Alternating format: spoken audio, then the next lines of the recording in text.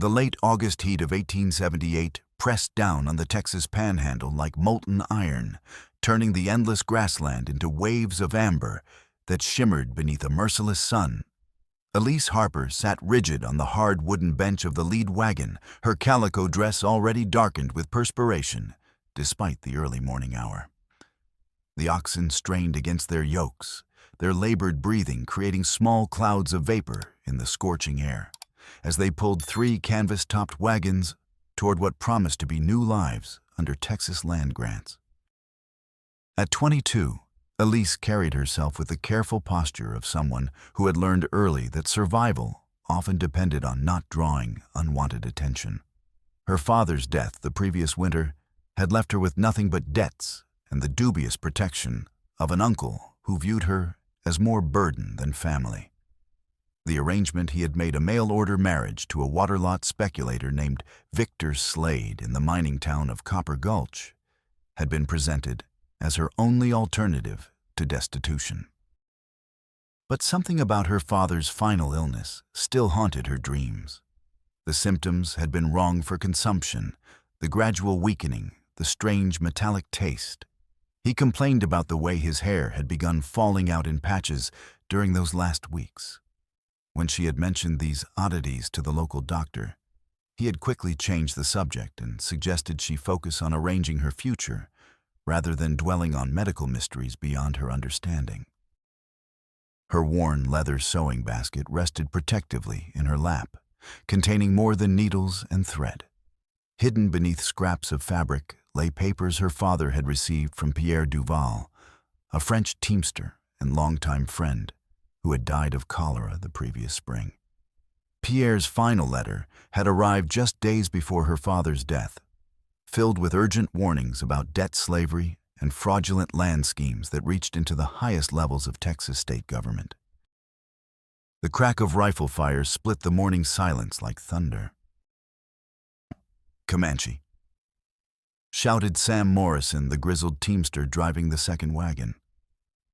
His weathered face went pale beneath his slouch hat as he hauled back on the reins, causing his oxen to snort and stamp nervously. "Lord preserve us, they've found us." 3 riders materialized from the tall grass, like phantoms given substance, their ponies' hooves drumming against the hard-packed earth, in a rhythm that spoke of violence and death. Even at a distance, Elise could see war paint streaking their faces and feathers trailing from their long black hair. The nightmare from every frontier story her father had ever told during the long winter evenings of her childhood. But her father had also taught her to notice details that others might miss, skills learned during years of dealing with honest freight customers and clever road agents. These raiders sat their horses like farmers playing at war, their paint smeared and uneven, their weapons glinting with the kind of newness that spoke of recent purchase rather than years of hard use. The lead rider carried a Winchester repeating rifle, the latest 1873 model that cost more than most cowboys earned in half a year. His companion wore cavalry boots with military spurs instead of the moccasins any genuine Comanche would prefer, while the third had braided his hair with colorful ribbons that looked suspiciously like the trade goods sold at frontier posts to whites who wanted to masquerade as Indians.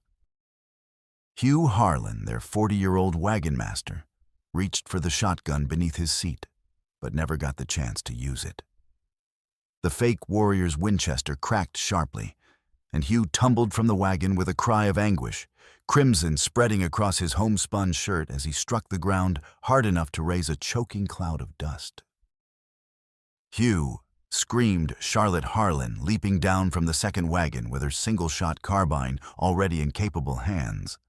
At 28, she had taught school in 3 different frontier towns and possessed the steady nerve that came from facing down unruly boys, twice her size, and drunken fathers who objected to their children learning to read. But even her competence could not alter the brutal mathematics of 3 armed men against a handful of terrified settlers. The false Comanche with the Winchester swung his weapon toward Elise, and she found herself staring into the dark bore of the barrel with a strange sense of detachment. Her father's stories crashed through her mind, in vivid detail the tortures, the captivity, the fates that made death seem merciful by comparison. "Just kill me fast," she whispered, closing her eyes and waiting for the bullet that would end her terror forever. Instead, she heard the whistle of an arrow and a strangled scream that cut off with wet finality. When her eyes snapped open, the man with the rifle had sprouted a turkey-feathered shaft from his throat, blood frothing between his lips as he toppled backward from his horse like a sack of grain. A real Comanche warrior emerged from the grassland as if the earth itself had given birth to him.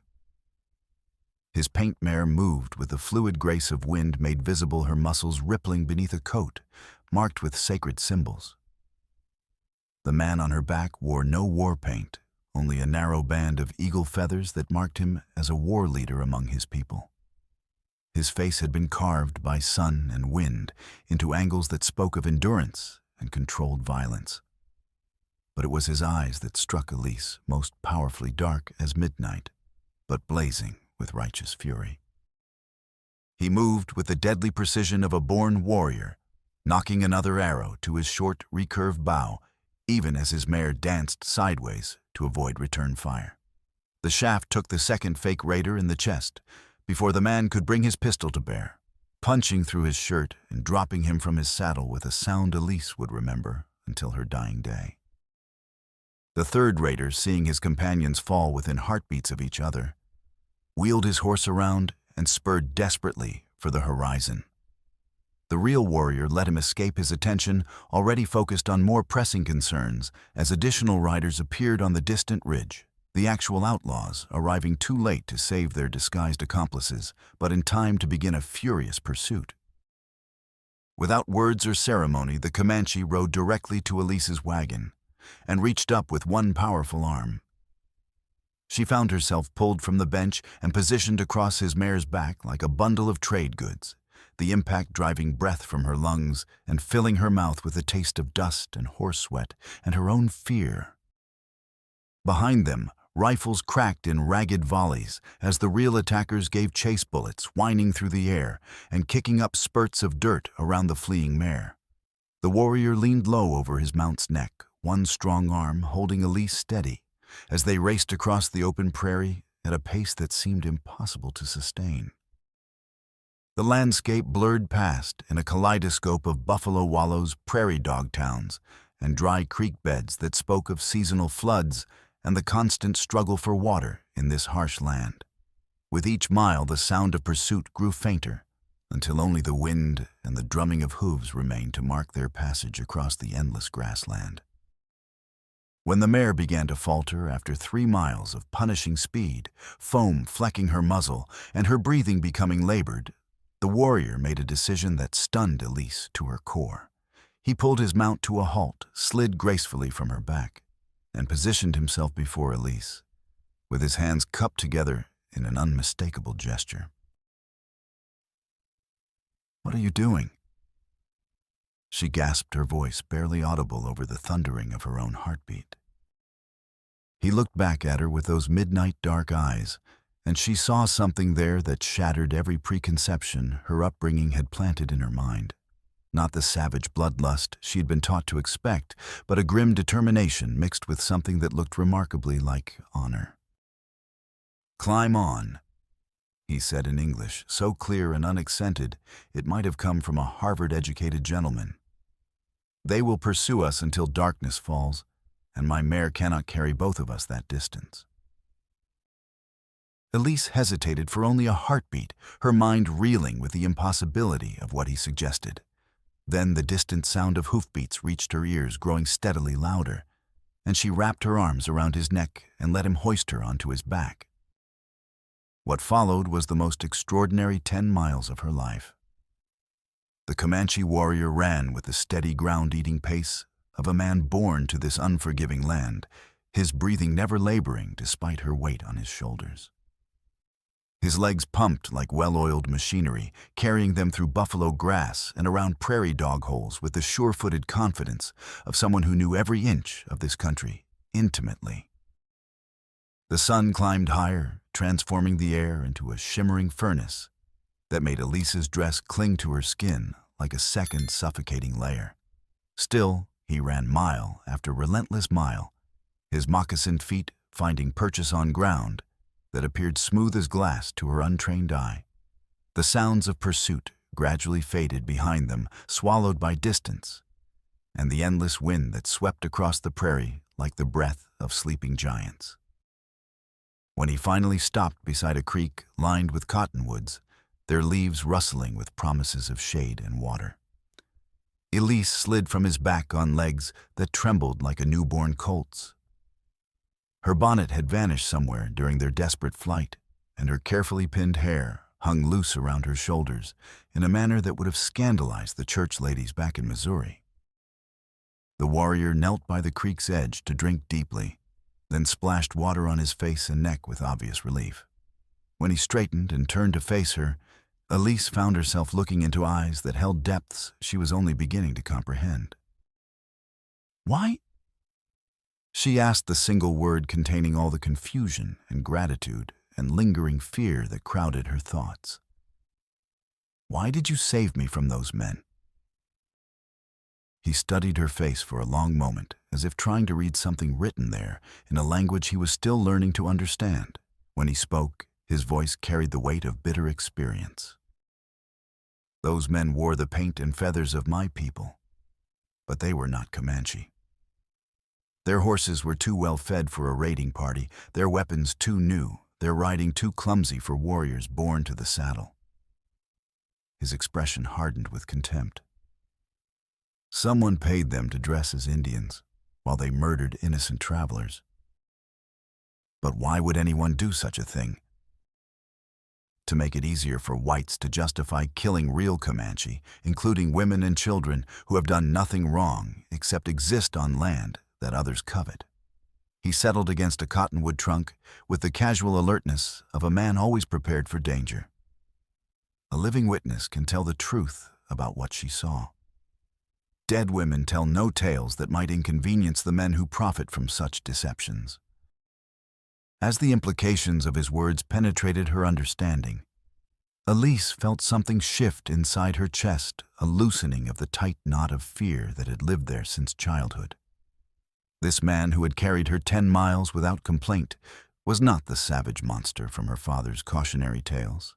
He was something far more dangerous to those who dealt in lies and hatred, someone who could expose the truth. "What's your name?" she asked, settling on a fallen log, despite her awareness of how her torn dress and disheveled appearance must look to this composed stranger. "Quanah," he replied, his dark eyes never leaving her face. "I work as a scout for the U.S. Army, serving as liaison between the government and Comanche bands that have accepted peace terms. My people number fewer than 20 souls now, where once we were hundreds." "I'm Elise Harper." She unconsciously tightened her grip on the sewing basket that had somehow remained clutched in her hands throughout their harrowing escape. "I was traveling to Willow Springs to meet someone." Something flickered in Quanah's expression, a recognition that made her stomach clench with unease. "The man you were sent west to marry." The directness of his question hit her like a physical blow. "How could you possibly know that?" "White women do not travel alone to frontier towns unless they are teachers, merchants, or brides seeking husbands they have never met. You carry yourself like neither teacher nor merchant." His gaze shifted meaningfully to her basket. "And you guard that container as if it held something more precious than sewing supplies." Elise looked down at the worn leather, feeling the weight of Pierre Duval's documents hidden beneath layers of fabric and spools of thread. Papers that could destroy powerful men if they fell into the right hands, or get her killed if they were discovered by the wrong people. The man I'm supposed to marry," she said, slowly testing each word for its potential to reveal too much, "is named Victor Slade. He operates mining and water investments in Copper Gulch." Quanah's reaction was subtle but unmistakable. a slight tightening around his eyes, a barely perceptible shift in posture that spoke of recognition and profound distaste. "You know him." Elise observed her heart beginning to race again, despite their apparent safety. "I know of him." Quanah's voice carried the bitter edge of personal experience. "My people have lost sacred water sources to men who use his methods, terrorizing legitimate claimants through manufactured fear, then purchasing abandoned land for fractions of its true value." He paused, his gaze distant as memory carried him to darker places. 3 years ago, his hired men constructed a dam across Laughing Woman Creek, a stream my band had used for generations. When we attempted to negotiate for continued access, they declared us thieves and summoned the army to drive us away. "What happened to your people?" "My mother died of thirst that winter, along with 2 of my young cousins. We were forced to relocate farther north, away from our sacred places and the graves of our ancestors, to find water that white men had not yet claimed for themselves." His eyes met hers directly, and she saw pain there that cut deeper than any physical wound. Victor Slade has never seen the faces of the people his greed destroys. To him, we are merely obstacles to profit that must be removed by whatever means prove most efficient. As the sun reached its zenith and the heat became almost unbearable, even in the shade, Elise found herself telling this enigmatic stranger things she had never spoken aloud to another living soul. About her father's suspicious death and her uncle's crushing debts, about the marriage contract she had never agreed to sign, about her growing certainty that Victor Slade's correspondence had been less proposal than carefully constructed legal trap. Quanah listened without interruption, his expression growing progressively darker with each revelation. When she finished, he remained silent for a long time, staring out at the shimmering grassland with the focused intensity of a man thinking through complex and dangerous problems. "Show me," he said finally. "Show you what?" "The papers you guard so carefully in that basket.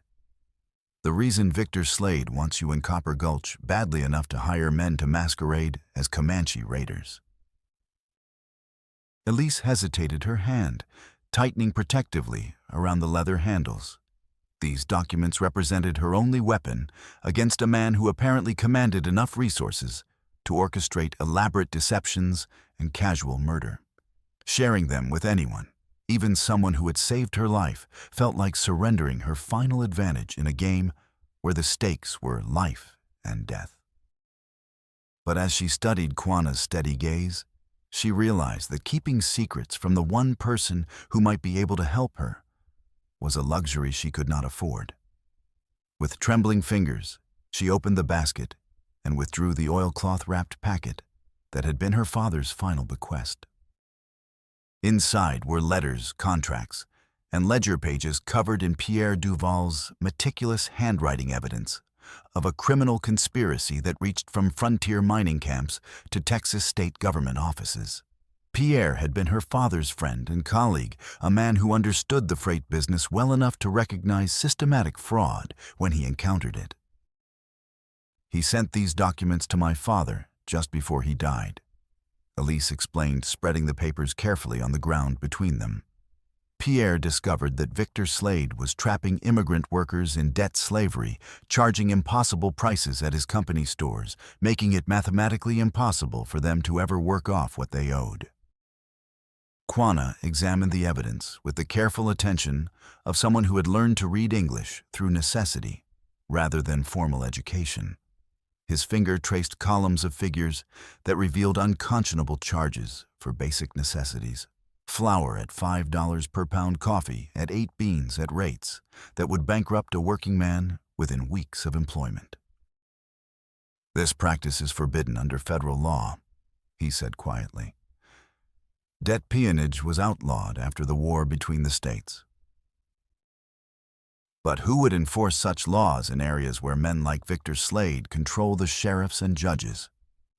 Elise asked bitterly. "Someone would if presented with sufficient proof. Quanah indicated one of the letters bearing an official state seal. "What does this document contain?" Elise leaned closer to decipher Pierre's fading ink. "Correspondence from the State Land Office in Austin." Pierre was questioning several of Victor's land claims. Apparently, multiple filings were submitted under fictitious names, claiming water rights that legitimately belonged to established landowners. "And these markings?" Quanah pointed to a series of notations written in the margins of several documents. I assumed they were dates or financial amounts. Pierre's penmanship was never particularly clear. But Quanah was studying the marginal notes with growing excitement, his dark eyes bright with understanding that transformed his weathered features. "These are not financial records," he said, his voice taut with discovery. "They are survey references, bearings, and distances from natural landmarks, the kind of boundary descriptions used in Texas land patents." "What significance could those have?" "Everything." Quanah's intensity was almost frightening in its focus. Pierre was documenting specific parcels of land, every one of them containing critical water sources.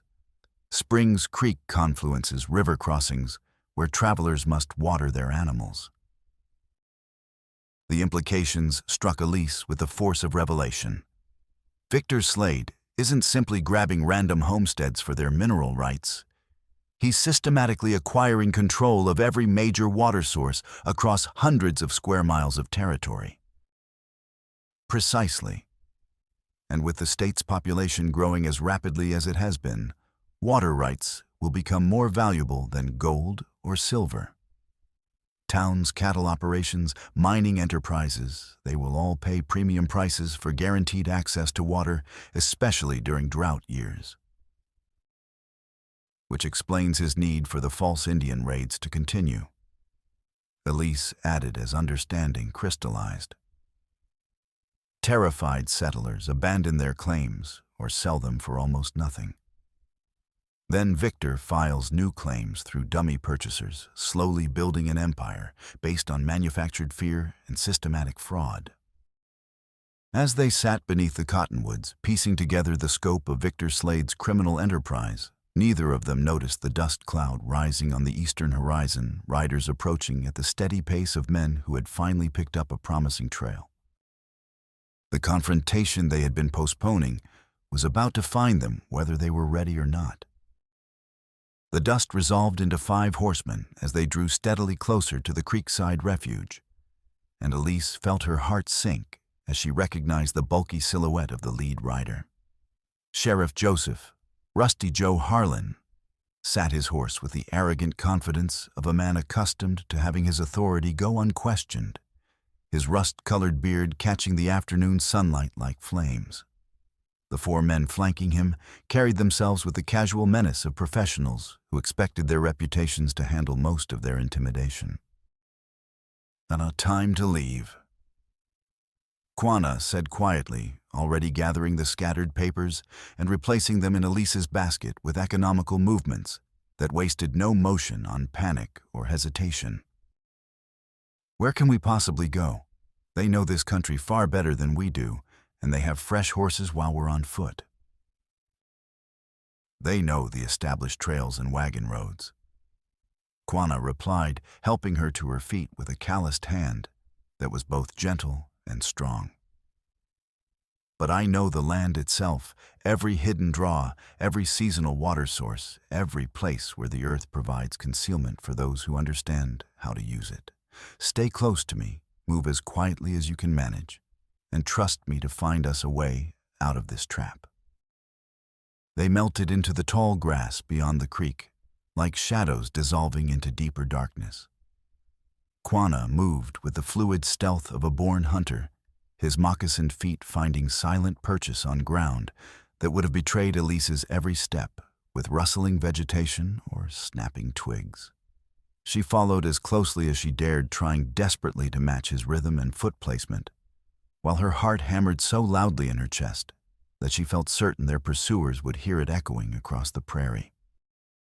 Behind them, the sounds of horses splashing through the creek announced Rusty Joe's arrival at their abandoned resting place. Harsh voices carried on the wind as the men searched for signs of their passage words too distant to distinguish clearly, but carrying tones of frustration and growing anger that boded ill for anyone unfortunate enough to fall into their hands. Quanah led her through a labyrinthine maze of buffalo wallows and erosion cuts, always moving away from the creek, but never in predictable straight lines.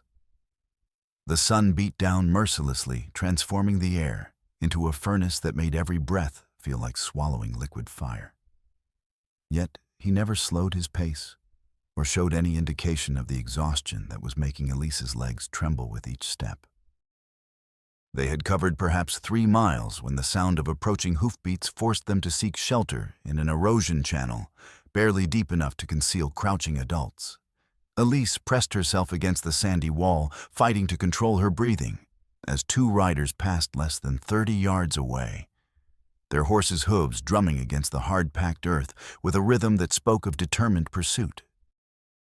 Tracks head north toward the old Buffalo crossing. One of the men called back toward the main group. Sheriff wants us to sweep wide, try to catch them if they double back toward the wagon train. When the sounds faded into distance, Quanah touched Elise's shoulder and gestured for her to follow him deeper into the cut. The erosion had carved a narrow channel through the prairie, invisible from above, but deep enough to permit movement without being observed. They followed its winding course for nearly a mile before it opened into a wider depression where stunted mesquite trees provided blessed shade and a small seep created a pool of brackish but drinkable water. "We can rest here briefly," Quanah said, settling against the largest tree trunk and allowing himself to breathe deeply for the first time since their flight began. But not for long. They will eventually realize we are no longer moving north and begin searching in expanding circles. Elise collapsed beside him, her calico dress soaked with perspiration, and her hair hanging in damp strands around her face. The sewing basket felt as if it weighed 100 pounds, but she maintained her protective grip on its handles regardless of her exhaustion. They won't give up easily. She gasped between attempts to catch her breath. Rusty Joe doesn't strike me as the type of man to abandon a profitable hunt just because his quarry proves elusive. No, he is not. Quanah agreed, his dark eyes holding the focused intensity of a tactical mind working through complex problems. Which means we cannot simply hide until they lose interest and return to town. We need to reach people who cannot be bought or intimidated: federal authorities, Texas Rangers, someone with the actual power to act on what those papers prove. The nearest federal office is in Austin, more than 200 miles south through country crawling with Slade's people. We would never survive such a journey on foot, especially with half the state hunting us. Then we must make them come to us. Quanah's smile held no warmth, only the predatory satisfaction of a hunter who had just realized how to turn the tables on his prey. Victor Slade has built his fortune on controlling information, ensuring that the right people hear only what serves his interests. But information flows in multiple directions, and sometimes the current can be reversed. I don't understand what you mean. Willow Springs may lack a telegraph office, but it does possess something potentially more valuable. A church, a school, homes occupied by families who have no reason to love Victor Slade or the men who serve him. Quanah reached into his medicine bundle and withdrew a piece of charcoal wrapped in soft cloth. "Can you write clearly enough to be read by someone in poor light?" "Certainly, but write what and for whom?" "Multiple copies of a letter explaining everything those papers prove, each one addressed to different federal and state officials in Austin. We will leave them in places where honest people are likely to discover them: the church altar, the school desk, the homes of families who have suffered under Slade's policies." It was a desperate stratagem, but Elise could perceive the logic underlying it. Even if Rusty Joe managed to suppress most of the copies, some would inevitably survive to reach people who mattered. More importantly, the very act of disseminating such information would force Victor Slade to respond publicly, potentially exposing him to greater scrutiny than his operations could withstand. They spent the following hour crafting their message using the reverse side of one of Pierre's ledger pages and writing in letters large enough to remain legible despite their crude materials. Elise's penmanship, refined through years of helping her father with freight invoices and correspondence, served them well in creating documents that appeared both official and credible. As afternoon shadows began lengthening toward evening, they prepared to resume their journey toward Willow Springs. But their carefully laid plans underwent abrupt revision when the sound of sustained gunfire erupted from the direction they had come. Not the scattered shots of a hunting party, but the continuous crash of a genuine firefight involving multiple weapons and determined opponents. The wagon train. Elise breathed, her face draining of color as understanding struck her. They've gone back to attack the wagon train. Quanah was already moving, gathering his bow and checking the arrows in his quiver with practiced efficiency. Rusty Joe must have decided that taking hostages would prove easier than hunting us across open country where we hold advantages he cannot match. We have to help them, Charlotte and Hugh, Dr. Tate, all those families with children. They don't deserve to suffer for decisions I made. Agreed completely. But charging blindly into an established firefight will accomplish nothing except getting us killed without helping anyone. Quanah studied the distant sounds of battle with the practiced ear of someone who had survived numerous conflicts. We need weapons horses and a tactical plan that gives us some advantage over superior numbers and established positions. The gunfire continued as they made their way back toward the wagon train's location, using every fold in the terrain and patch of available cover to avoid detection by roving patrols. As they drew closer to the fighting, the tactical situation became clearer and increasingly desperate with each passing minute. Rusty Joe had deployed his men in a classic siege formation around the circled wagons using rifle fire to keep the defenders pinned down, while his people conducted systematic searches for the documents they knew Elise carried. From their concealed position on a low rise overlooking the battlefield, she could observe muzzle flashes from both sides of the engagement. But it was obvious that the settlers were vastly outgunned and running dangerously low on ammunition. "Are there?" Quanah whispered, indicating a cluster of horses picketed near a dry creek bed, perhaps 200 yards from the main action. 6 mounts poorly guarded, because most of their attention is focused on the siege. If we can reach those animals without being detected, then what? Even with horses, we're still only 2 people against more than a dozen armed men. Not if we change the fundamental nature of the engagement. Quanah's expression held the cold satisfaction of a warrior who had just identified his enemy's critical weakness. Rusty Joe is thinking like a town sheriff, dealing with ordinary criminals who will surrender when faced with superior force. But this is not a civilized street confrontation, and we are decidedly not ordinary. What followed was 20 minutes of careful stalking through grass and scattered mesquite, moving only when wind masked the sounds of their passage, and freezing motionless whenever the gunfire lulled enough for sentries to hear approaching footsteps. Quanah moved like a ghost, given temporary substance, his years of hunting and warfare, making him nearly invisible even to Elise's increasingly trained eye. And she did her best to follow his example. Despite her long skirts and complete lack of experience in such deadly games. They reached the horses without discovery, finding them guarded by a single man who was more interested in the distant firefight than in watching potential approaches to his position.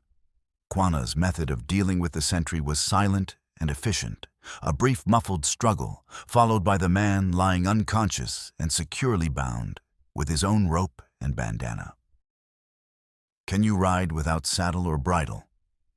Quanah asked as he freed two horses from their picket line, a steady-looking bay mare and a spirited paint gelding, whose intelligent eyes suggested both speed and endurance.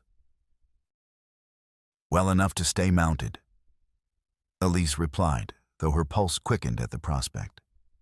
She had learned equestrian skills on her father's freight operation, but always with proper tack and familiar animals. "That will have to suffice for our purposes." Quanah helped her onto the bay mare, then swung onto the paint gelding with the fluid grace of someone born to horseback warfare. "We circle wide to approach from the north, create sufficient confusion to break their siege, and hope that provides our friends with opportunities they can exploit." It was another desperate gamble in a day already filled with impossible chances. But desperation seemed to have become their natural element. They rode hard through the gathering dusk, using failing light and broken terrain to mask their approach, while behind them the gunfire continued its deadly conversation between attackers and defenders. The assault, when it came, was devastating in its psychological impact, despite their limited numbers. Quanah struck first his arrows, whispering out of the growing darkness, to find targets among Rusty Joe's men with accuracy that seemed almost supernatural. He aimed for wounds rather than kills, painful injuries to arms and legs that sent men screaming and scrambling for cover, while convinced they were under attack by a full war party. Elise followed his lead with the captured Winchester, her father's training serving her well, as she laid down covering fire that allowed the trapped settlers to break out of their defensive circle and seize the initiative. She was not the marksman Quanah had proven to be, but she could hit man-sized targets at reasonable ranges, and the psychological effect of being caught in crossfire was worth more than perfect accuracy. The tide of battle turned decisively when Hugh Harlan, despite his wounded shoulder and obvious pain, rallied the other defenders and led a coordinated charge that scattered Rusty Joe's forces like autumn leaves before a hurricane. The corrupt sheriff attempted to maintain control of his men through shouted orders and increasingly frantic threats, but his hired guns had contracted to terrorize helpless settlers, not to fight a coordinated defense led by people who had nothing left to lose. The climactic moment came when Rusty Joe himself, seeing his carefully planned operation dissolving into chaos and failure, made the fatal mistake of pursuing Elise directly. He spurred his horse toward her position, while firing wild shots from his service revolver, his face twisted with the fury of a man watching his profitable arrangement collapse around him. Quanah intercepted the sheriff's charge with the precision of a striking snake, his paint horse slamming into Rusty Joe's mount and sending both riders tumbling to the ground in a tangle of arms, legs, and flying dirt. The hand-to-hand combat that followed was brief and decisive. Rusty Joe was a bully who had spent too many years relying on his badge and reputation for intimidation, while Quanah was a warrior trained from childhood in personal combat where defeat meant death. When the dust settled and the shooting stopped, and Sheriff Joseph Rusty Joe, Harlan lay unconscious and securely bound, while his surviving hired guns were fleeing into the gathering darkness, with no apparent intention of returning to continue a fight they could no longer win. The immediate threat had been neutralized, but Elise understood that they had won only a single battle in a much larger war. Somewhere to the west in the mining town of Copper Gulch, Victor Slade would soon learn that his carefully orchestrated campaign of terror had suffered a significant defeat. Such a man would not accept such setbacks gracefully, and his response would likely be swift, decisive, and utterly ruthless. As she knelt beside Charlotte Harlan to help tend Hugh's reopened wound, Elise realized that their real test was yet to come. Dr. Edwin Tate emerged from behind an overturned supply wagon with his leather medical bag clutched in one hand and a smoking Navy Colt revolver in the other.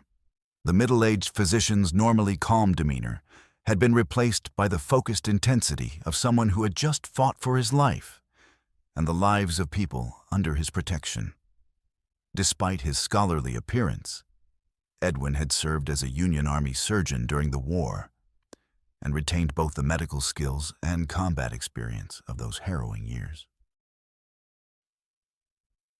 "How serious is the damage?" he asked, kneeling beside Hugh Harlan to examine the bullet wound that had reopened during the fierce battle.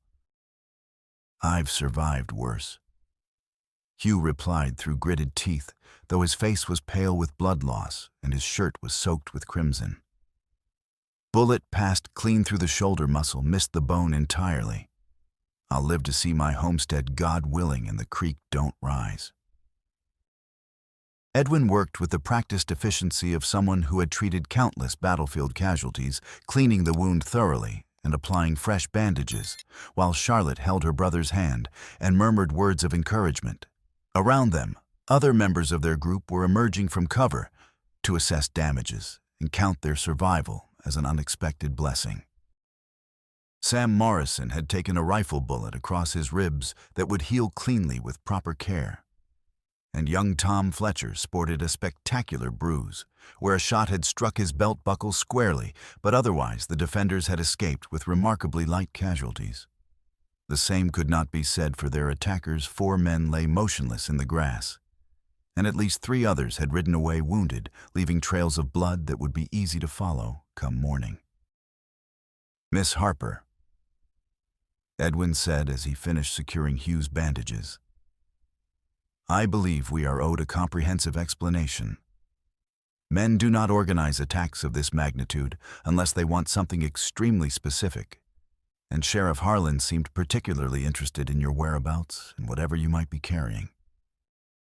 Elise looked around the circle of faces, illuminated by their flickering campfire, honest frontier people, who had risked everything to defend her without even understanding why she had become a target. They deserved the complete truth, regardless of how dangerous that truth might prove to be for all of them. For the 3rd time in as many days, she found herself explaining Pierre Duval's documents and Victor Slade's criminal enterprise.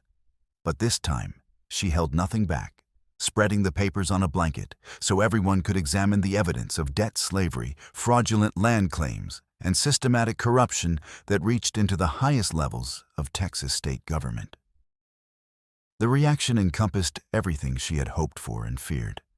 Anger, certainly. These were people who had traveled hundreds of miles seeking honest opportunities to build new lives, only to discover that the frontier they hoped to claim was already poisoned by the same greed and corruption they had sought to escape.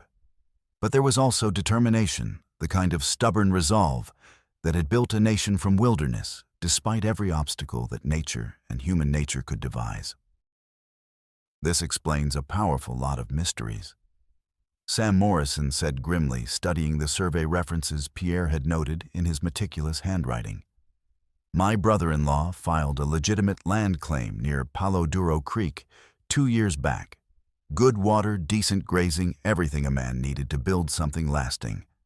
Came to find out some speculator from Copper Gulch had filed a prior claim through a dummy buyer, forced Tommy to sell out for 1/10 of what that land was actually worth. Same pattern happened to families all up and down the Canadian River," added Tom Fletcher, whose own father had lost a cattle operation to mysterious legal challenges that materialized from nowhere. Always the same approach, official-looking papers backed by sheriffs and judges who wouldn't hear appeals or examine evidence too closely. Charlotte Harlan studied the documents with the careful attention of an educator trained to break down complex problems into understandable components. If Victor Slade controls water access across hundreds of square miles, he essentially determines who can succeed as landowners and who cannot. Texas land grants become meaningless if settlers can be driven off through artificially created water shortages. Which brings us to the crucial question of what we do with this information, Edwin observed with medical practicality. These papers prove criminal conspiracy on a massive scale, but proving something and obtaining justice for it are entirely different matters on the frontier. It was Quanah who provided the answer they desperately needed, his voice, carrying the quiet authority of someone who had spent years thinking about problems of justice and revenge, in a world where law often served power rather than truth. Victor Slade's strength comes from controlling information, ensuring that state officials hear only his version of events, while keeping witnesses scattered, intimidated, and afraid to speak publicly. But if enough credible people tell the same story simultaneously to multiple authorities. A coordinated campaign, Elise said as understanding dawned. Multiple copies of the evidence sent to different officials through separate channels, making it impossible for Slade to suppress or discredit all of them before the truth spreads beyond his reach. Exactly.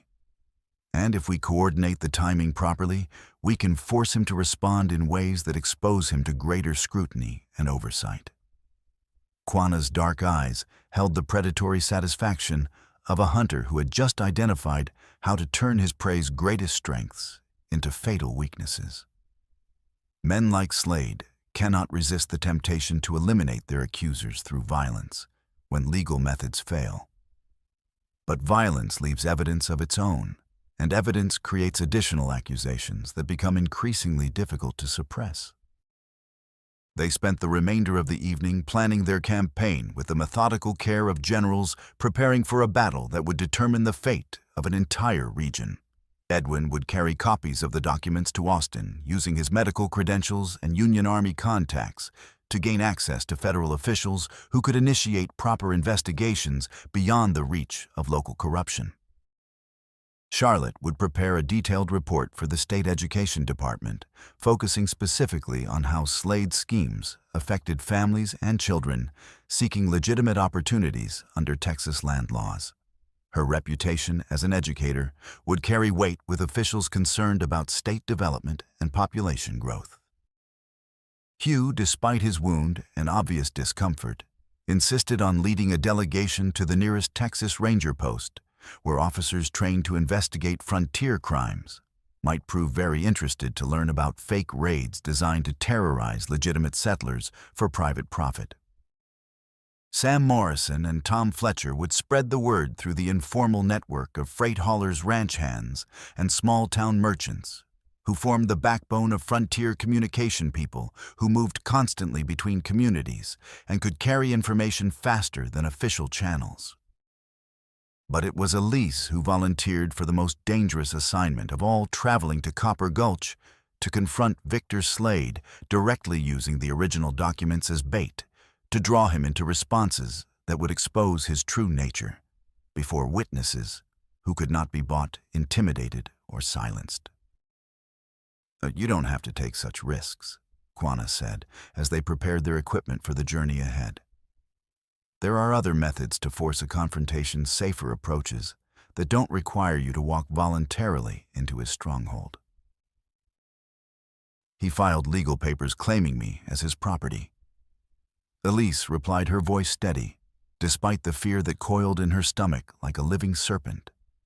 "Those fraudulent documents gave him the authority to send armed men after our wagon train, to threaten innocent families, to pervert the law itself into a weapon against anyone who dares to oppose his will. This has become personal, and it requires a personal response." "Then you will not travel alone," Charlotte declared with finality. "I have teaching credentials that will gain me access to any state office, and Hugh's wound requires professional medical attention that only a real doctor in an established town can provide properly." "Hawka and I," Quanah added with that predatory smile, "have accumulated business of my own with Mr. Victor Slade. 3 years of grievances that require settling in a manner he will find difficult to ignore or dismiss." As they prepared to break camp in the pre-dawn darkness, Elise found herself reflecting on the transformation she had undergone in just a few days. The woman who had sat on this same wagon bench less than a week earlier, terrified, helpless, begging to be killed quickly rather than face an uncertain future, seemed like a complete stranger now, someone from another life entirely. The papers in her sewing basket rustled with each movement, reminding her of the power they contained, and the ability to destroy a criminal empire built on fear and corruption if she could survive long enough to use them effectively. Behind her, Quanah rode with the easy grace of a man equally comfortable in any environment, his traditional weapons now complemented by captured firearms and sufficient ammunition to make any confrontation both memorable and decisive. Ahead lay Copper Gulch and Victor Slade, a man who had constructed his fortune on manufactured fear and systematic fraud, who controlled sheriffs and judges and wielded legal authority like a personal weapon against anyone who threatened his interests. But he had made one crucial miscalculation. In his elaborate schemes, he had assumed that his victims would remain scattered and afraid, never imagining they might unite against him with evidence determination and the kind of frontier justice that could transform the hunted into hunters. The sun rose behind them as they approached the outskirts of the mining town, painting the eastern sky in shades of gold and crimson that reminded Elise of forge fires and the intense heat required to transform raw metal into useful tools. It seemed an appropriate metaphor for what lay ahead of the application of pressure and extreme temperature to reshape something crude and ugly into an instrument that could serve justice effectively. Victor Slade was about to discover that the frontier forged weapons as readily as it created victims, and that some people refused to be intimidated regardless of the money and power arrayed against them. The final confrontation was about to begin, and this time there would be no retreat and no mercy for those who had profited from others' suffering. Copper Gulch sprawled across a hillside like debris from some giant's tantrum, a chaotic collection of false-fronted buildings and tent structures that had grown without plan or consideration for anything beyond immediate profit. The mining town was barely 6 years old, born of silver strikes and sustained by the kind of desperate optimism that drove men to dig holes in barren ground and call the results prosperity. Victor Slade's business empire occupied the most prominent location on the main street, a substantial 2-story brick structure with genuine glass windows and a hand-painted sign proclaiming Slade Water and Mining Enterprises Regional Development and Investment. Even from several blocks away, the building radiated the solid prosperity that spoke of serious money and far-reaching influence, the kind of establishment that made lesser mortals feel small and uncertain before they even crossed the threshold. More telling than the building's impressive facade was the atmosphere of the town itself. People moved with the hurried, furtive manner of those who knew they were being watched and judged by unseen authorities. Conversation stopped when strangers approached, and shopkeepers showed the nervous deference of men who understood that their livelihoods depended entirely on the goodwill of a single powerful individual. "He knows we're here," Quanah observed quietly as they established themselves in rooms above Brennan's freight office, the only establishment in town willing to rent accommodations to travelers who couldn't provide references from Slade's organization. "His people have been watching since we arrived this morning. 3 men in the Silver Dollar Saloon, 2 more pretending to shoe horses at the livery stable, another one supposedly repairing leather goods outside the gun shop." "Excellent," Elise replied, surprising herself with the steadiness of her own voice. "Let him wonder what we're planning and why we came here so openly. Uncertainty can be a weapon when properly employed." They had registered under false names, claiming to represent Missouri investors interested in Texas water rights and mining opportunities. Edwin Tate had used his medical credentials to gain access to the town's small hospital, where he could treat Hugh's wound while quietly gathering information about mysterious accidents and suspicious deaths that might be connected to Slade's operations. Charlotte had presented herself at the mining company's main office as an educator, seeking employment opportunities using the interview process to observe the building's layout and identify potential allies among the clerical staff. Her reconnaissance had produced both encouraging and troubling intelligence. Several employees seemed uncomfortable with their employer's methods, but the building itself was designed like a fortress, complete with multiple escape routes and defensive positions that suggested Victor Slade had made many enemies over the years. The meeting is confirmed for tomorrow at 10 o'clock. Charlotte reported as she returned from her scouting mission. Mr. Slade agreed to see us personally when I mentioned we represent a syndicate of Missouri businessmen with substantial capital available for immediate investment, which gives us tonight to position our remaining pieces on the board. Edwin added, consulting his pocket watch with the precision of someone accustomed to timing critical medical procedures. The message should reach Austin before midnight, and the packet of documents I entrusted to the postal clerk will be on tomorrow morning's stage to the state capitol.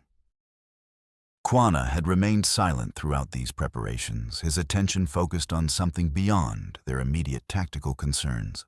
When he finally spoke, his expression made Elise's heart skip with sudden apprehension. "There is something else we must consider," he said, spreading a hand-drawn map across their small table.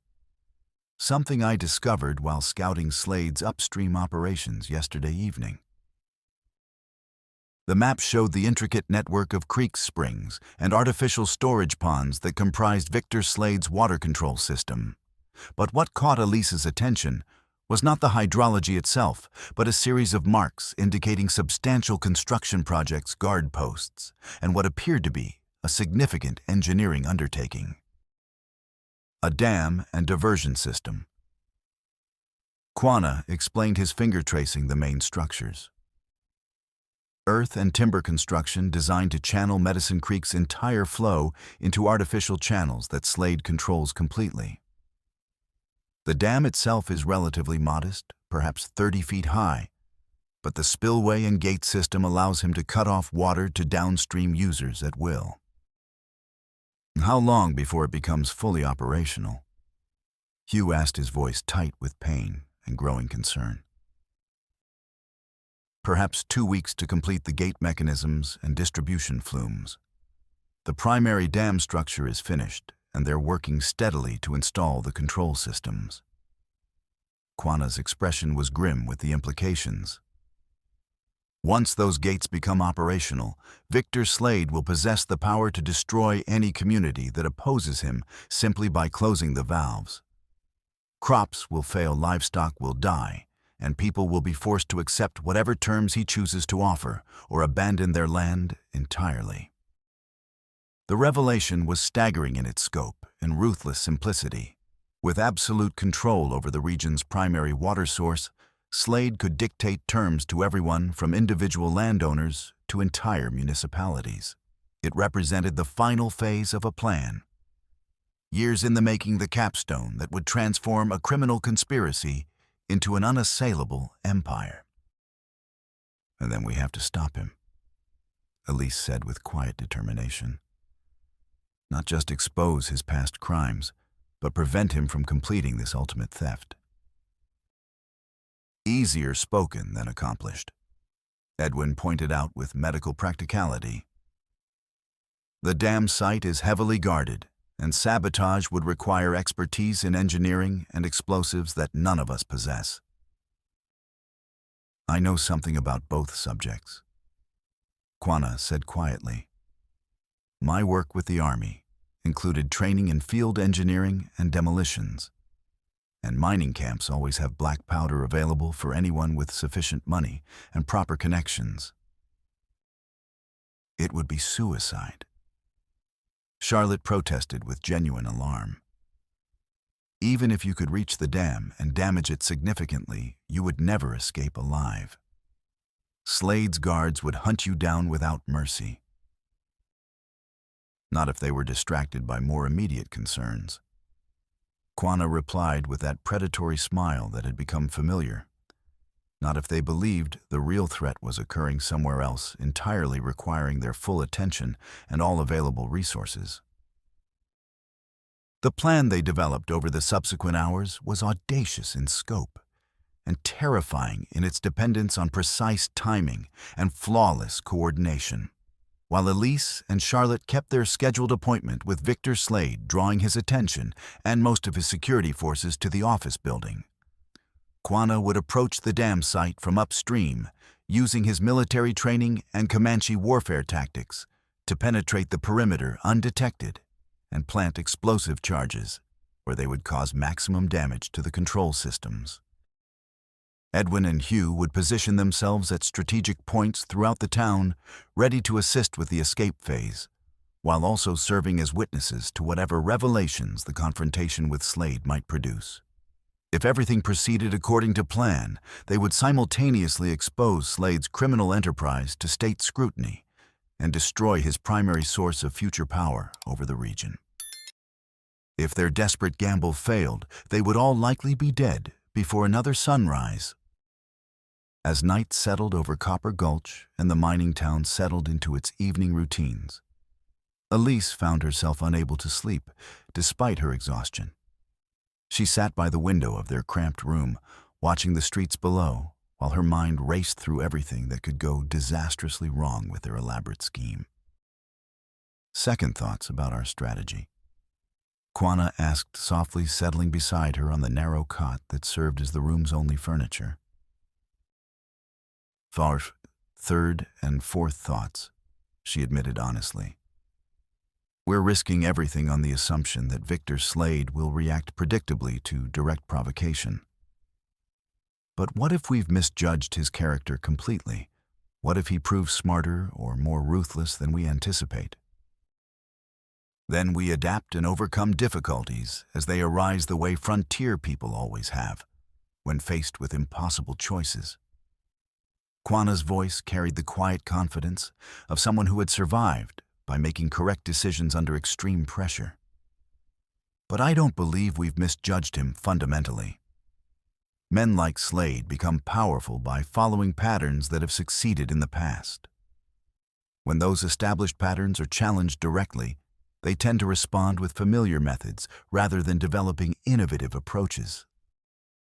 And if you're wrong about that assessment, then at least we will have attempted to accomplish something meaningful with our lives, rather than simply enduring whatever fate others chose to impose upon us.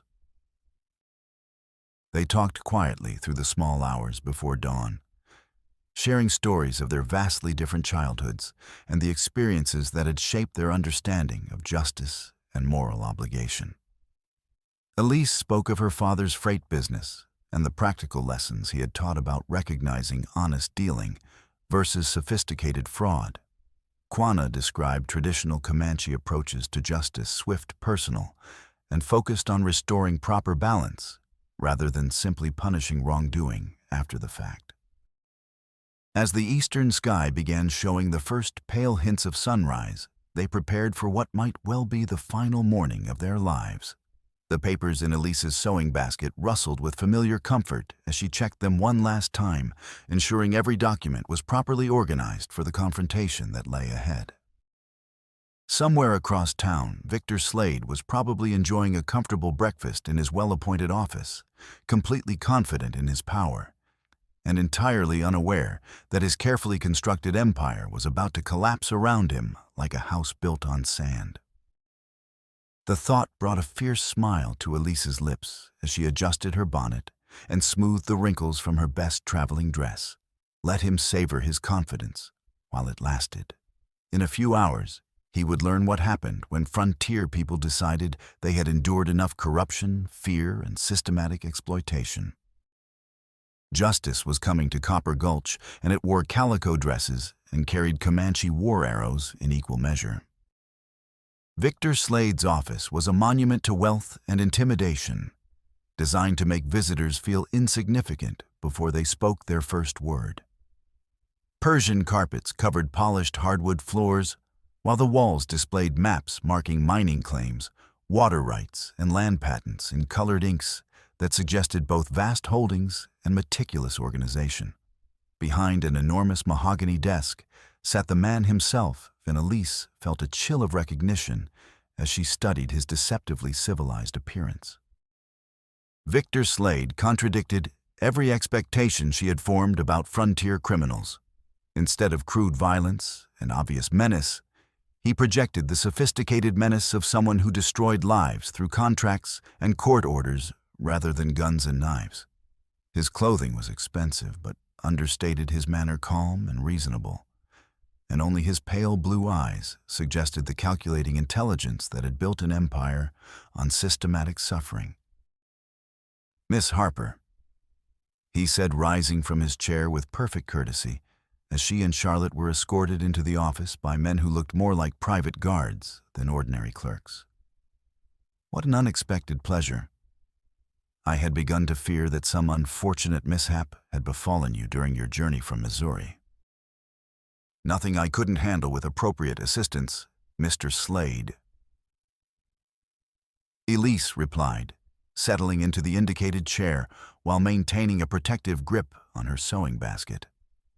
"Though I did encounter some fascinating people along the way, individuals with very different perspectives on regional development than your correspondent suggested."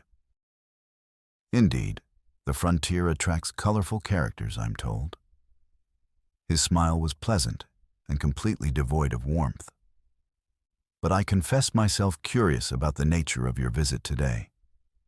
My understanding was that you were traveling here for more personal reasons involving certain legal arrangements." The implied threat was delivered with such casual politeness that it required a moment for Elise to fully appreciate its implications. Victor Slade was reminding her that he possessed legal documents claiming her as property, and that he could enforce those claims through sheriffs and judges who owed their positions to his influence and money.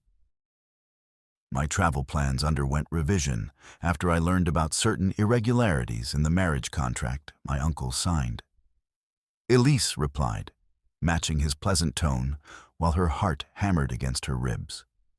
"It appears the documents were filed without proper consent or legal authority, which raises interesting questions about their validity under state and federal law." Something flickered behind Slade's pale eyes. Not surprise exactly, but recognition that this conversation was not proceeding according to his carefully laid plans. "I'm confident that any such irregularities can be resolved through proper legal channels. Frontier paperwork is often informal by necessity, but the underlying agreements remain binding nonetheless." "Perhaps they do, though I wonder how binding agreements can be when they're based on fundamentally fraudulent premises." Elise opened her sewing basket and withdrew Pierre Duval's carefully documented evidence, spreading the papers across Slade's polished desktop like an accusation made manifest. "For example, these documents suggest that you have been engaging in practices that violate federal laws regarding the treatment of immigrant workers and Texas land regulations." The transformation in Victor Slade's demeanor was subtle but unmistakable to anyone trained to read human nature. The polite mask remained firmly in place, but tension lines appeared around his eyes and his fingers drummed once against the desktop before he controlled the nervous gesture with visible effort. "Miss Harper, I fear you have been listening to malicious gossip spread by disgruntled former employees with their own reasons for resentment. The freight and mining businesses are intensely competitive, and some men prefer to blame their failures on imaginary persecution rather than accept responsibility for poor decisions and inadequate work habits. These are not gossip or unsubstantiated accusations," Elise replied firmly, indicating Pierre's meticulous ledger pages. "They represent careful records maintained by Pierre Duval, documenting systematic overcharging that trapped workers in debt they could never hope to repay. $5 for a pound of flour that costs 50 cents at normal market rates, $8 for coffee worth $2 anywhere else in the state." Victor's composure cracked just enough for Charlotte to notice the slight tightening around his eyes and the way his hand drifted closer to the desk drawer she had observed during her reconnaissance mission the previous day. "Pierre Duval died of cholera last spring," he said with the finality of someone accustomed to having inconvenient problems disappear permanently. "Dead men tell no tales that matter to living people, Miss Harper. But living witnesses certainly do." Charlotte interjected smoothly, her schoolteacher's training serving her well in reading the dangerous dynamics of this confrontation. And federal authorities take an extremely dim view of debt peonage, regardless of how cleverly such practices might be disguised as legitimate business operations. Federal authorities. Victor repeated the words as if tasting something unpleasant. I wonder exactly which federal authorities you imagine have jurisdiction over state business matters conducted under properly filed legal documents. The nearest federal marshal is more than 300 miles away, and state officials understand the practical realities of frontier commerce far better than distant bureaucrats in Austin or Washington. That was the moment when Elise played her strongest card, the revelation that would force Victor Slade to reveal his true nature before witnesses who could not be bought, intimidated, or silenced through his usual methods. The same federal authorities who will be extremely interested to learn about your systematic acquisition of water rights through fraudulent land claims. She said, producing the survey references Pierre had so carefully documented. Survey records showing that you have been filing land patents under fictitious names, using dummy buyers to circumvent legal restrictions and consolidate control of every major water source across hundreds of square miles of Texas territory. The pleasant mask finally slipped completely away. Victor Slade's civilized facade dissolved into the cold fury of a predator whose carefully concealed nature had been exposed to harsh daylight. His hand moved decisively toward the desk drawer where Charlotte had observed him keeping a loaded revolver during her earlier visit. You have absolutely no comprehension of what you are interfering with. He snarled, his cultivated accent revealing traces of the crude origins he had worked so hard to conceal and overcome. This region requires strong leadership, the kind of decisive action that weak-minded idealists and sentimental fools cannot provide. Men like me build genuine civilization from raw wilderness, and we deserve the substantial profits that come from taking such enormous risks. By systematically stealing from honest landowners, by trapping desperate immigrants in debt slavery, by hiring thugs to terrorize families seeking legitimate opportunities under state law. Elise's voice rose with righteous anger that had been building since the first attack on their wagon train. You call that civilization and progress. I call it survival of the fittest. Victor replied, his revolver now openly displayed on the desktop as a promise of violence to come. The frontier belongs to those strong and intelligent enough to take it and hold it against all challenges. Everything else is sentimental nonsense that gets idealistic people killed for no useful purpose. Outside the office windows, a commotion was beginning to build. In the street, shouting voices, running feet, the kind of urgent disturbance that suggested Quanah's part of their coordinated plan, was proceeding exactly on schedule. Victor glanced toward the noise with obvious irritation before returning his full attention to more immediate concerns. You will surrender those papers to me immediately. Miss Harper, along with any copies you may have made or distributed to other parties. In exchange for your cooperation, I will permit you and your misguided friends to leave town unharmed. Though I'm afraid the marriage contract will still require proper fulfillment according to its legally binding terms. And if I refuse your generous offer? Victor's smile contained all the warmth of fresh grave dirt. Then I'm afraid there will be tragic accidents involving all of you. The frontier is such a dangerous place, filled with claim jumpers and renegade Indians and mysterious fires that consume entire buildings along with their unfortunate occupants. So many ways for troublesome people to simply vanish without leaving inconvenient traces behind. The threat was delivered with such casual certainty that Elise felt ice crystallize in her stomach. This was a man who had ordered deaths before, who viewed murder as simply another business expense to be calculated against potential profits and acceptable losses. But she had not traveled this far and risked this much to surrender at the first direct threat of violence. Her father had taught her that bullies depended entirely on fear to maintain their power, and that sometimes the only effective way to defeat such people was to refuse to be afraid, regardless of the consequences. "Then I suppose we have nothing further to discuss," she said, rising from her chair with dignity that would have made her father proud. "You have revealed your true character before witnesses. Mr. Slade and I believe that revelation will prove far more damaging to your interests than any papers I might carry." She was halfway to the door when the explosion shook the entire building. The sound was tremendous. Not the sharp crack of gunfire or even the boom of mining charges, but the deep, earth-shaking roar of massive destruction that rattled windows throughout the town and sent books tumbling from shelves like startled birds.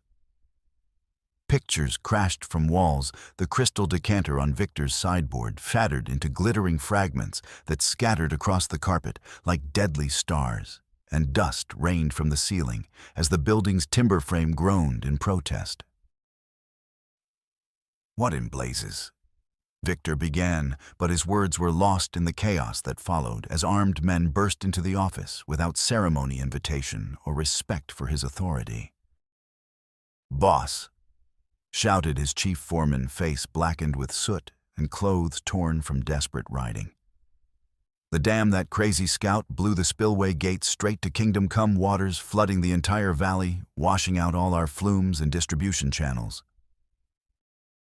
Victor Slade's face drained of color as the implications struck him with the force of physical blows. His entire water control infrastructure, representing years of careful planning and substantial investment, had just been crippled in the space of minutes. Without functioning gates and channels, his fraudulent land claims became worthless paper, his power to dictate terms to regional settlers evaporated like mist, and his criminal empire began collapsing like a building whose foundation had been dynamited. "How many men did we lose in the attack?" he demanded, his voice tight with barely controlled rage and growing desperation.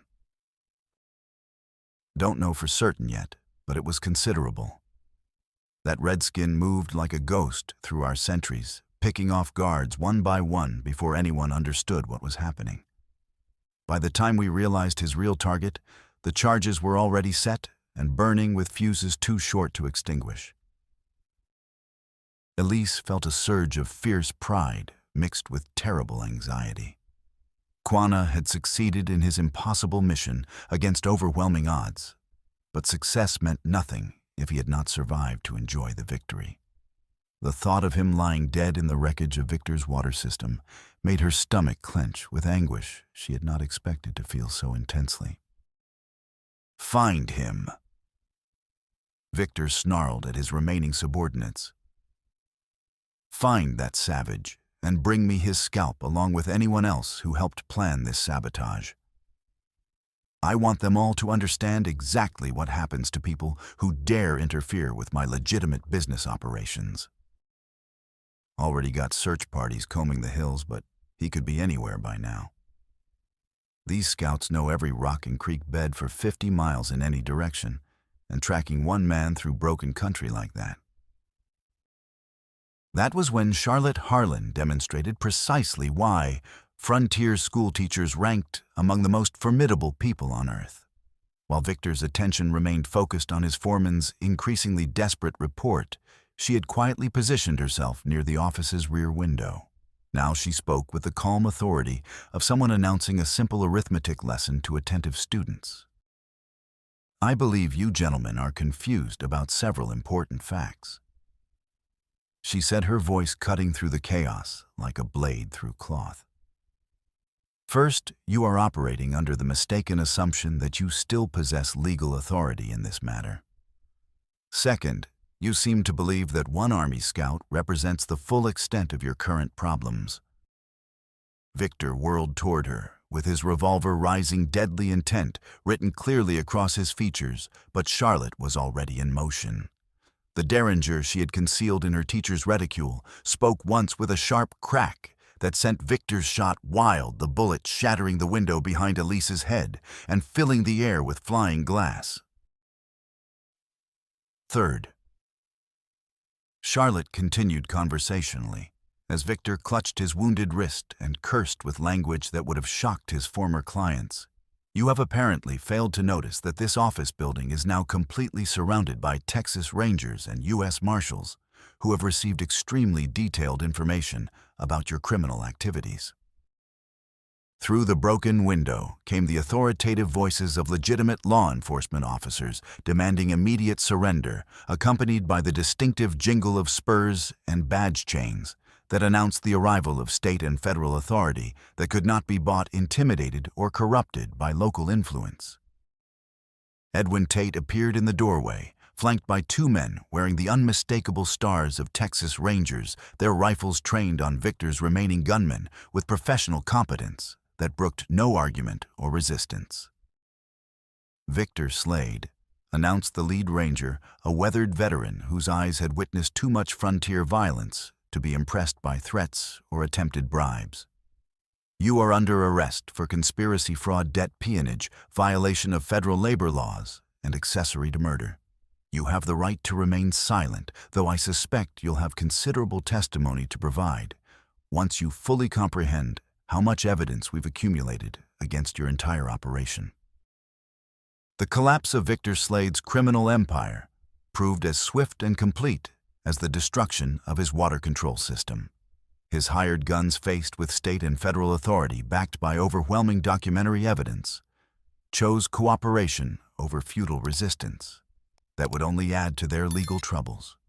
The foreman who had brought news of the dam's sabotage was already providing detailed testimony about the water rights conspiracy in exchange for reduced charges, while other employees stepped forward with their own stories of coercion, intimidation, and illegal activities they had witnessed or been forced to participate in. But it was the discovery of Victor Slade's private files that provided the most shocking revelation of all, the final twist that explained not just his current crimes, but the very origins of Elise's involvement in his schemes. Hidden in a concealed compartment behind his office safe, Texas Rangers found correspondence that revealed the true scope and duration of his criminal enterprise.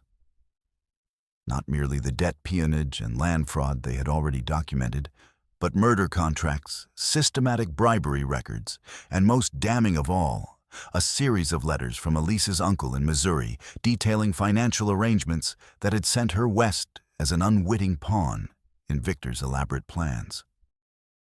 The correspondence, dating back more than 6 months, made it devastatingly clear that Elise's uncle had done far more than simply arrange a marriage to settle family debts.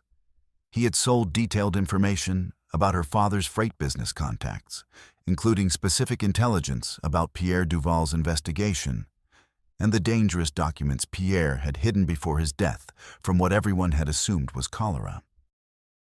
Most shocking of all was a medical report filed by a doctor Victor kept on his payroll, confirming that Elise's father had not died from consumption as officially recorded. According to the secret documentation, her father had been systematically poisoned with arsenic administered slowly and carefully to mimic the symptoms of natural illness, while ensuring he died before Pierre's evidence could reach someone with the authority and integrity to act upon it.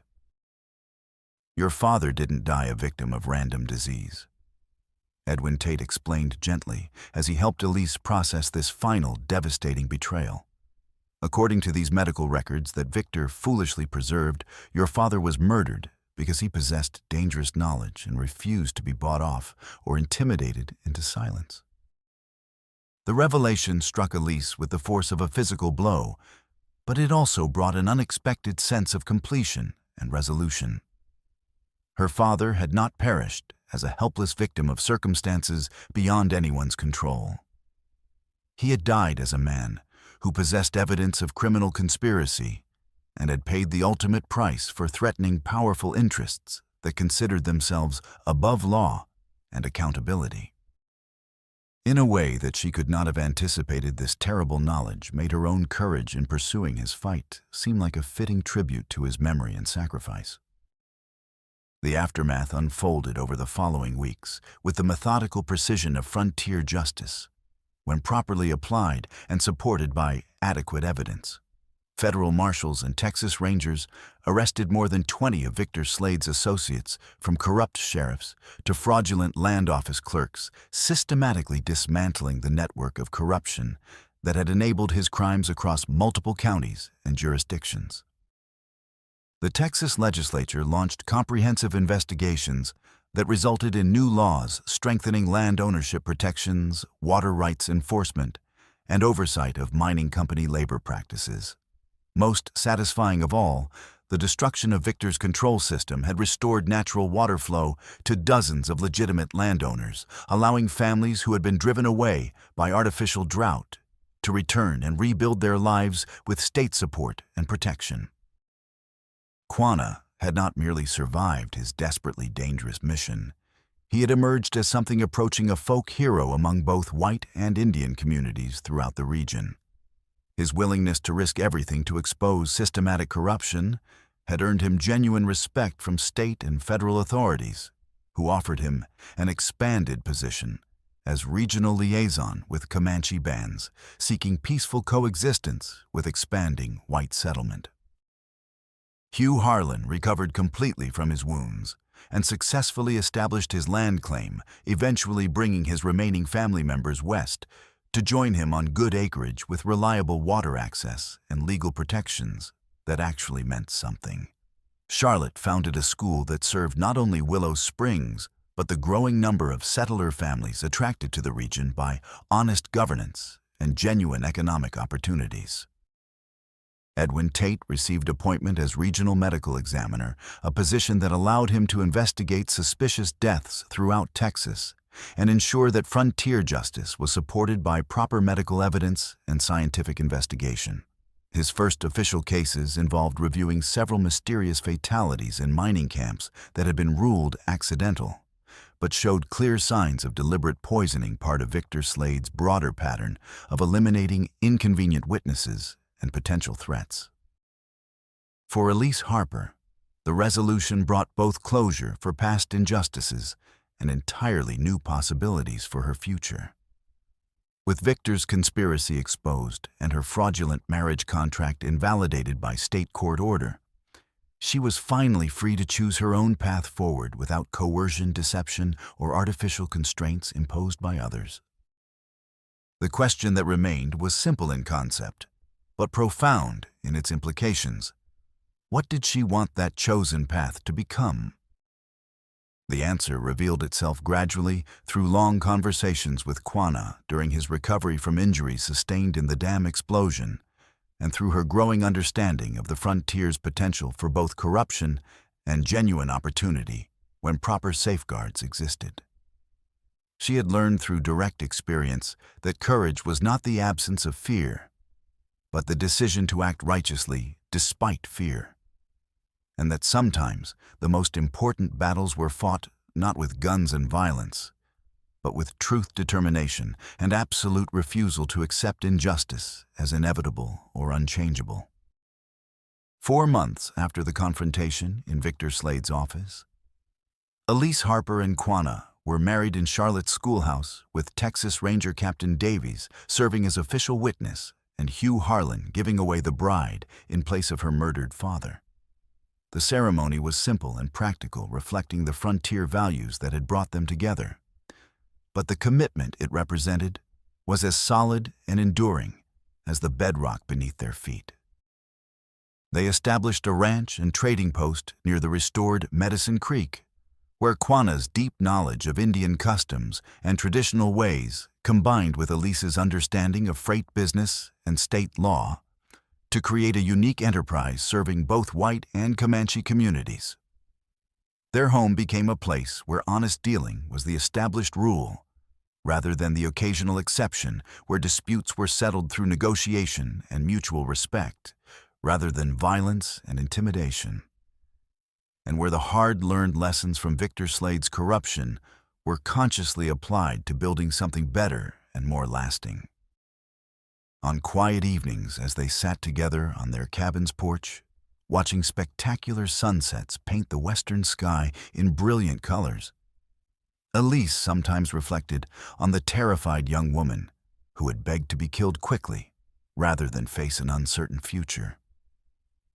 That woman seemed like a complete stranger now, someone from another existence, entirely before she discovered that the frontier tested people and found them worthy or wanting based not on their origins or circumstances, but on their choices when courage and integrity were required. Pierre Duval's papers were eventually donated to the Texas Historical Society, where they served as permanent evidence of both the corruption that had once threatened to poison frontier development and the ordinary people who had found strength to stand against overwhelming odds. The documents became part of the official record, ensuring that future generations would understand both the price of justice and the constant vigilance required to maintain it. Victor Slade himself received a sentence of 25 years in federal prison, his vast fortune seized to compensate victims and fund legitimate regional development programs. He died in custody 7 years later, a broken man who had learned too late that empires built on fear, fraud, and systematic cruelty could not survive the determined application of honest law and coordinated resistance. Medicine Creek continued flowing free and clear past their ranch, carrying their story toward distant oceans where other people would someday read it and understand that justice, like water, could not be permanently dammed or diverted by those who sought to control it for private gain. It flowed according to natural law, finding its own proper level, nourishing what was good and washing away what was corrupt, eternal, and unstoppable, as long as there were people willing to defend its course against those who would pervert it. On their 10th wedding anniversary, as Elise watched their 3 children playing by the creek's edge, while Quanah taught the oldest boy to identify animal tracks in the soft mud, she reflected with deep satisfaction on how completely her life had been transformed from that desperate moment when death had seemed preferable to facing unknown horrors. The frontier had tested her and found her worthy of the challenges it presented, transforming a frightened mail-order bride into a woman who had helped bring down a criminal empire and build something honest and lasting in its place. She had chosen the difficult path when easier options were available, and it had led her to exactly where she belonged. As evening stars emerged in their countless thousands, reflecting in the creek like scattered diamonds, Elise Harper closed the door of her home and settled beside her husband and children with the profound satisfaction of someone who had chosen correctly when the choice mattered most. Their story was complete, all accounts balanced, and the water would run free forever.